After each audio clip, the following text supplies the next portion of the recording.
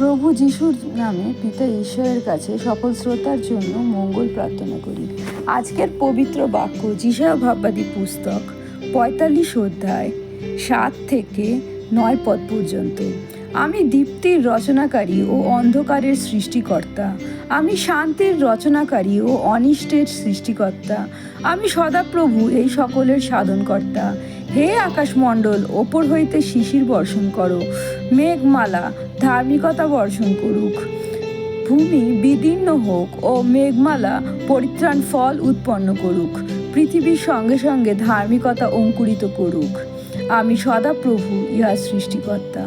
ধিক তাহাকে যে আপন নির্মাতার সহিত বিবাদ করে, সে যে মাটির খোলার মধ্যবর্তী খোলা মাত্র। মৃত্তিকা কি কুম্ভকারকে বলিবে, তুমি কি নির্মাণ করিতেছ? ইহাই প্রভুর বাক্য। ঈশ্বরের ধন্যবাদ হোক।